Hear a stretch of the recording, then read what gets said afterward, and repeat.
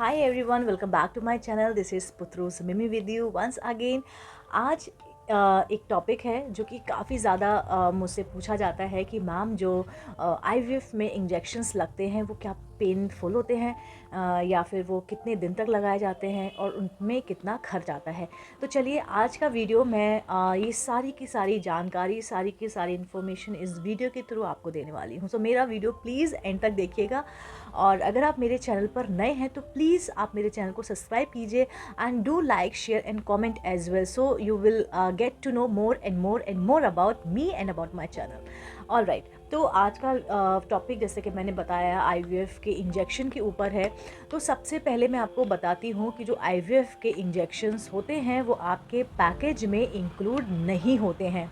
Yes, आपके जो IVF injections होते हैं जो आपको बिफोर एग पिकअप होते हैं और आफ्टर जो एम्ब्रियो ट्रांसफ़र होते हैं वो सारे के सारे इंजेक्शंस जो है आपके इंक्लूड नहीं होते हैं आपके पैकेज में। उसके लिए आपको अलग से पे करना पड़ता है, आपको अलग से वो इंजेक्शंस खरीदने होते हैं। हाँ, आप जो है उन इंजेक्शंस को हॉस्पिटल में अपने क्लिनिक में लगवा सकते हैं या आप जो है कहीं और से भी उसको लगवा सकते हैं। नहीं तो आप जो है खुद से या किसी पार्टनर को आप बोल के इंजेक्शंस जो है लगवा सकते हैं। इसमें कुछ हार्ड एंड फास्ट रूल नहीं है कि आपको वो इंजेक्शंस जो है हॉस्पिटल में ही लगवाने होंगे। और आगे जो इन्फॉर्मेशन है मैं आपको देने वाली हूँ कि जो इंजेक्शंस होते हैं वो कहाँ पर लगते हैं। राइट, तो मैं आपको बताऊं जो आईवीएफ के इंजेक्शंस होते हैं वो दो तरीके के होते हैं। दो तरीके के इन द सेंस, एक इंजेक्शन होता है आपको जो सब क्यूटनियस रूट के थ्रू लगता है। दूसरा होता है जो आपका इन अल्ट्रा जो आपका जो है इंट्रा मस्कुलर रूट के थ्रू लगाया जाता है। तो ये दो तरीके के इंजेक्शंस होते हैं। अब आपके जो आईवीएफ के इंजेक्शंस होते हैं कुछ बट पे या थाइस पे लगाए जाते हैं जहाँ पर आपका स्किन है, जहाँ पर आपका जो आपका मोटी जो स्किन होती है वहाँ पे लगाया जाता है। कुछ इंजेक्शंस जो हैं आपको सब क्यूटनियस के थ्रू लगाया जाता है, उस रूट के थ्रू लगाया जाता है। आप के जो इंजेक्शंस जो आईवीएफ जो आपके एग ओवरी स्टिमुलेशन के लिए लगाया जाता है। ओवरी स्टिमुलेशन मतलब जब आपकी ओवरीज के लिए इंजेक्शन लगाया जाता है, जो आपकी ओवरीज में जो एग होते हैं उनको क्वांटिटी बढ़ाने के लिए, मल्टीपल एग्स बनाने के लिए कुछ इंजेक्शंस जो हैं आपके पेट में शुरू से ही लगना शुरू हो जाते हैं। राइट, उसकी निडल काफ़ी ज़्यादा पतली होती है, बहुत टाइनी होती है और पेनलेस होती है। यस, जो आईवीएफ इंजेक्शन होते हैं वो पेनलेस होती है। राइट, तो वो जो है आप खुद से भी लगा सकते हैं। वो आपको कब तक लगते हैं? शुरू में आपको इंजेक्शन जो है 10 से 15 दिन तक लगते हैं, जो कि आपके पीरियड के सेकंड डे से शुरू हो जाते हैं। सबसे इम्पॉर्टेंट बात है, अगर आपकी स्किन बहुत सेंसिटिव है और आप बहुत ज़्यादा सेंसिटिव हो, आपको बहुत ज़्यादा डर लगता है, तो माइट बी वो इंजेक्शंस जो हैं आपको थोड़ा सा पेन दे सकते हैं। मैं बोल रही हूँ बहुत माइल्ड पेन दे सकते हैं, जैसे एक चूटी ने काटा उससे भी बहुत हल्का। और वो सिर्फ जैसे अगर आप ब्लड शुगर टेस्ट कराने जाते हैं तो आपको निडल जो यहाँ पर लगती है बस उतना ही पेन होता है और उतने ही टाइम के लिए होता है। लेकिन आपको अगर पेन हो रहा है तो आप क्या कर सकते हो, आप जो है आइस पैक तुरंत लगा सकते हो, उससे आपको रिलीफ होगा। अगर आपकी बॉडी बहुत ज़्यादा सेंसिटिव है तो आपको जो मार्क पड़ जाते हैं ना तो वो भी नहीं पड़ेंगे और आपको पेन बिल्कुल भी नहीं होगा। लेकिन आप थोड़े से स्ट्रॉन्ग हो और लाइक आप मेंटली स्ट्रॉन्ग हो इस चीज़ के लिए और आपको इतना ज़्यादा डर नहीं लगता है, तो आईवीएफ के इंजेक्शन जो हैं वो बिल्कुल आपके पेनलेस होते हैं। तो ये रहा आपके जो ओवरी स्टिमुलेशन के लिए इंजेक्शंस लगते हैं उसकी जानकारी।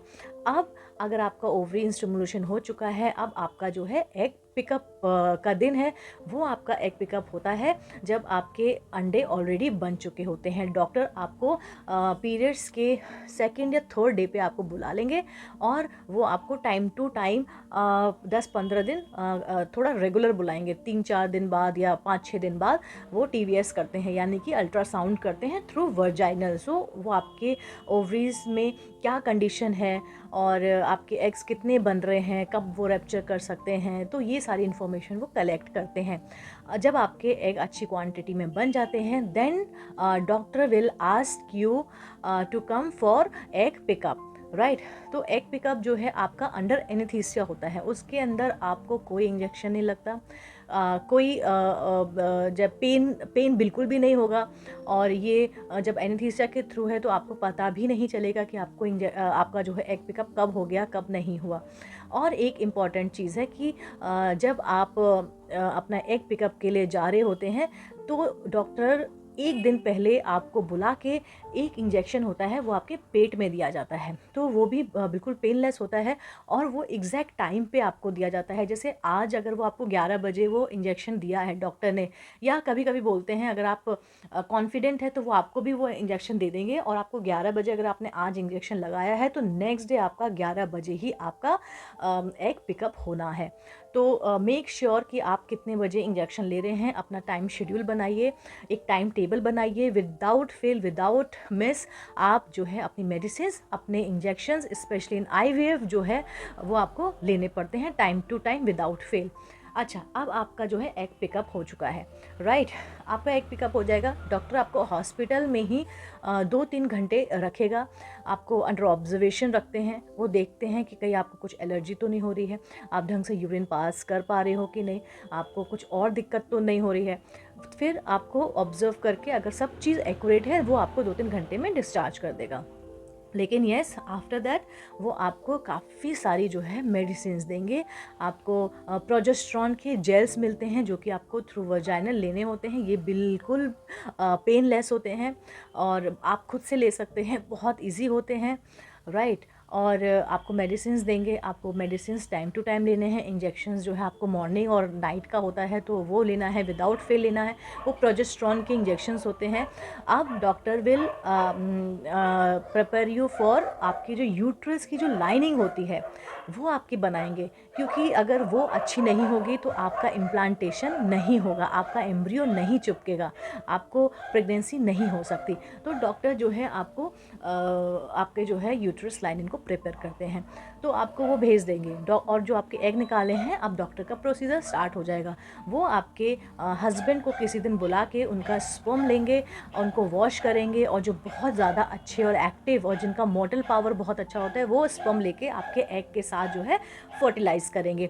वो फर्टिलाइज़ होगा, उससे एम्ब्रियो बनेंगे। Then doctor will let you know कि हाँ आपके इतने एग निकले थे, उसमें से इतने एक्टिव थे, आई मीन वो अच्छी क्वालिटी के थे, तो हमने इतने एम्ब्रियो बनाए हैं। फिर आता है दिन जब आपका एम्ब्रियो ट्रांसफ़र होना होता है। आईवीएफ में सबसे ज़्यादा इम्पॉर्टेंट डे होता है ये, जब आपका एम्ब्रियो ट्रांसफ़र होता है, क्योंकि इसके बाद हमें प्रेगनेंसी की गुड न्यूज़ मिलने वाली होती है। This is the last step in IVF. तो अब आपका एग पिकअप एम्ब्रियो ट्रांसफ़र होगा। एम्ब्रियो ट्रांसफ़र जो है वो बहुत ही rare out of rare case में अंडर एनेस्थीसिया होता है। येस, ये इन्फॉर्मेशन जो है बहुत सारे यूट्यूब चैनल के पास नहीं है। अगर आपकी आप बहुत ज़्यादा सेंसिटिव है, आपकी वजाइना बहुत ज़्यादा सेंसिटिव है, then doctor will make sure कि आपको एम्ब्रियो ट्रांसफ़र अंडर एनेस्थीसिया ही दिया जाए, वरना नॉर्मली जो है आपको विदाउट एनेस्थीसिया दे दिया जाता है। ये भी बिल्कुल पेनलेस प्रोसीजर होता है। यस, आपको थोड़ा बहुत कुछ फील होगा बिकॉज उनके पास एक कैथरेट होता है, वो आप बहुत पतला होता है, बहुत पतला होता है, वो आपके थ्रू वजाइनल आपके यूट्रस तक जाता है और स्क्रीन में देख के डॉक्टर जो है आपका एम्ब्रियो वहाँ पर ट्रांसफ़र कर देता है। तो ये रहा आपका एम्ब्रियो ट्रांसफ़र करने का प्रोसीजर। आपका एम्ब्रियो ट्रांसफ़र हो जाएगा तो डॉक्टर आपको वहाँ पर कुछ घंटे या कुछ एक दिन के लिए एक दिन के लिए हार्डली वो आपको बेड रेस्ट के लिए बोलेंगे। Bed rest is very important in IVF after embryo transfer। आप पूरे 14 डेज़ नहीं, लेकिन आपको 24 आवर्स जो है बेड रेस्ट करना ही करना है। इससे जो है एम्ब्रियो इम्प्लांटेशन के चांसेस काफ़ी ज़्यादा हाई हो जाते हैं। तो डॉक्टर भी आपको एडवाइस करेंगे कि आप जो है उनके पास यानी कि डॉक्टर के हॉस्पिटल में ही आप जो है 4-5 घंटे वहाँ पे रहिए, and then doctor will ask you कि आप जो है घर जा सकते हैं। घर जाने का मतलब है आप वॉक करके नहीं जा सकते, आप ऑटो रिक्शा ये सब नहीं ले सकते। कोशिश कीजिए कि आपका अपने व्हीकल 4 व्हीलर हो आपके पास, प्रेफर कीजिए कि आप 4 व्हीलर से जाएं, आप पब्लिक ट्रांसपोर्ट यूज़ ना करें। रीज़न सिर्फ ये होता है कि एक तो लाइक कि आपको बाहर का जो एलर्जी है या कुछ वायरस है, या फिर जो रोड नहीं मतलब गाड़ी अगर अच्छी नहीं है तो बहुत ज़्यादा जोकिन्स आएंगे, उन सबको बचने के लिए, अपने आप को सेफ़ रखने के लिए better to take your personal 4 wheeler और आप घर आ जाओगे और आप आराम से अपने घर पे वो 14 डेज़ जो हैं, वो गोल्डन डेज़ जो हैं, आप इंजॉय कर सकते हो। आईवीएफ का सबसे मेन फंडा ये होता है कि आप जो है डॉक्टर ने अपना काम कर दिया है, अब सबसे ज़्यादा इम्पॉर्टेंट और महत्वपूर्ण काम होता है आपका, वो सिर्फ आप ही कर सकते हो, इंडिविजुअल आप ही कर सकते हो, nobody else can do this for you. आपको अपना बहुत बहुत ध्यान रखना है, आपको इंटरनली ज़्यादा काम करना है, आपको पॉजिटिव रहना है, आपको खुश रहना है, आपको टाइम टू टाइम अपनी मेडिसिन्स लेनी है, आपको इंजेक्शंस जो हैं टाइम टू टाइम लेने हैं, आपको प्रोजेस्टेरोन जेल्स जो हैं वो टाइम टू टाइम लेना है। आई एडवाइज़ यू कि आप इन सब के लिए या तो अलार्म लगाइए मोबाइल में, या फिर आप जो है टाइम टेबल बनाइए, एक चार्ट बना के अपने बेड के पास चिपकाइए, राइट। और अच्छी अच्छी बातें सोचिए, अच्छी अच्छी ख्वाब देखिए, भगवान से कनेक्ट रहिए, क्योंकि जो 14 डेज़ होते हैं वो पूरा आईवीएफ का खेल ही उसी में है। आई मीन अगर आपने 14 डेज़ अपना बहुत ध्यान रखा है और बहुत अब स्ट्रेस फ्री रहे हो, तो आपकी आईवीएफ जो है सक्सेस होने से कोई भी नहीं रोक सकता।